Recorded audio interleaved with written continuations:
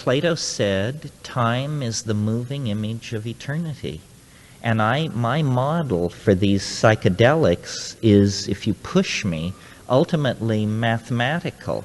I mean, I think that when we say we dissolve a boundary, when we say that the psilocybin dissolves all boundaries, another way of putting that is to say that we rise to a higher dimension, where what were boundaries now have been erased. And I mean another dimension in a very mathematical and formal sense. And there is a dimension from which the past, the present, and the future are equally discernible, and you go into that place. Shamanism is a good definition of shamanism, a psychedelic definition is a shaman is somebody who has seen the end.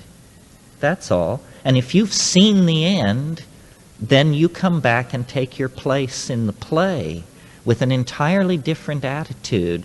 In the mountains of the Sierra Mazateca of central Mexico, there are Mixtec and Mazatec Indians, the only place in the world where living mushroom cults with ancient roots still exist.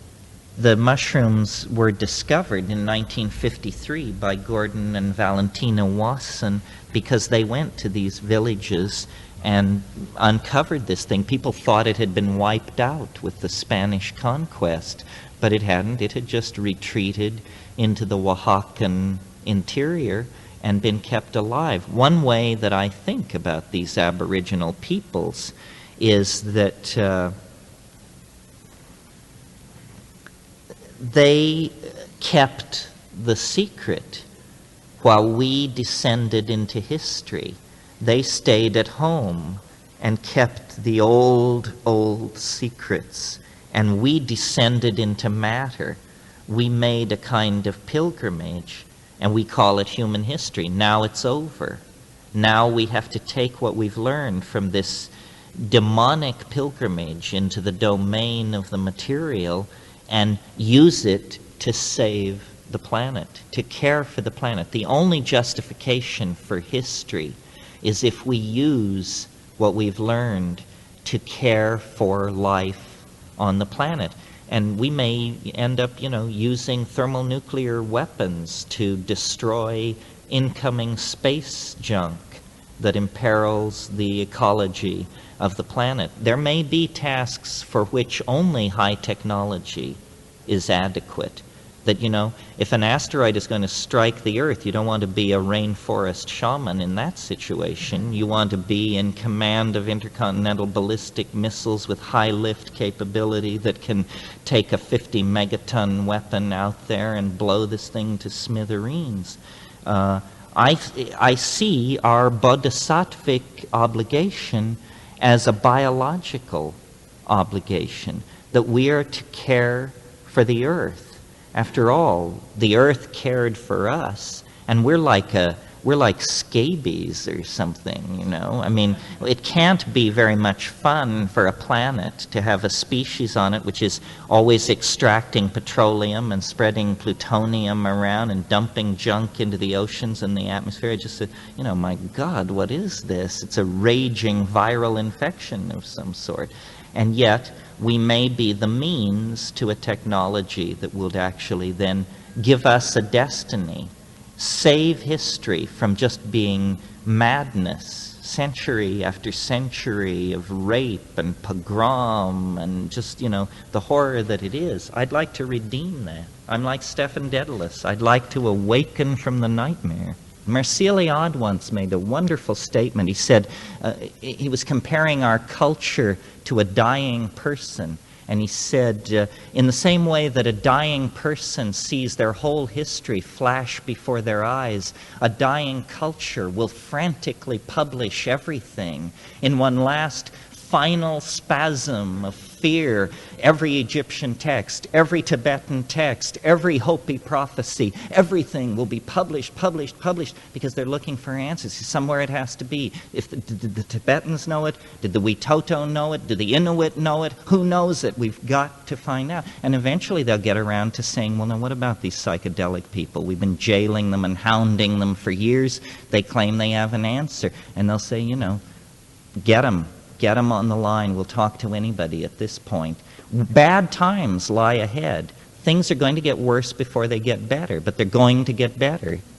The problem, as I see it, with the West is in a search for philosophical economy, of which there's nothing wrong with philosophical economy, but in a frantic search for philosophical economy, we did great damage to our intuition. And what this gave us is monotheism. Monotheism is a very good idea on the first pass and not such a good idea on the second pass, because if you take a page from Jung, as I try to do, you know that the religious ontology of a culture reflects its innermost psychology. And the idea of monotheism, one God, omnipresent, omnipotent, unforgiving, and everywhere, is an image of the male ego. That's all it is. It's an enshrining of the ideal personality as defined by that society. And yet what it creates is complete denial of the messy, felt, pluralistic, feminine, organic, emotional side of being. So one has become enslaved to a kind of Platonic abstraction of which all life and color and feeling has been poured out of it. And you just have, the patriarchal ego. And this is not very far behind us. I mean, some of us were probably raised by people like this, the idea of male rectitude. We're all pretty mellow, even the most uptight of us, compared to the style of male presentation of, say, 100 years ago. 100 years ago, women referred to their husbands as Mr. Get into it.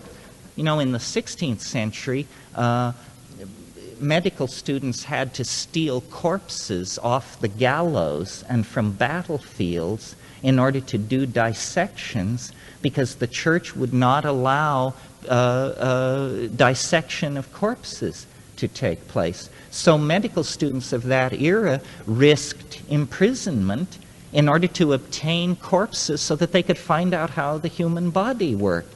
This is the kind of situation that we're in. Constipated patriarchal institutions are standing directly astride the forward progress of the human race. I mean, if you want to boil it down to a slogan, and I'll just leave you with this, we call these substances consciousness-expanding agents. Well, now, if consciousness does not play a major part in the future history of our species, then what kind of a future history are we talking about? Are we going to become stupider, duller, more animal-like? I don't think so. Consciousness is our defining quality, and it must be nourished, encouraged, catalyzed, never more so than now, because we have a planet in peril. The entire evolutionary enterprise may rest on the kinds of decisions we make about how we order and carry out our priorities over the next 50 years. We need all the help we can get, and these plants have always been there to render counsel and give advice to evolving human populations that would humbly and reverently seek their input. That's all. Thank you very much.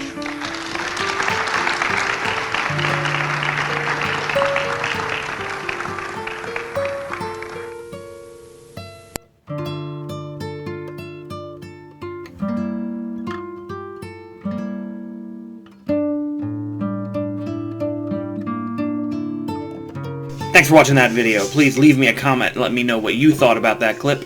And please remember to like this video and subscribe for more.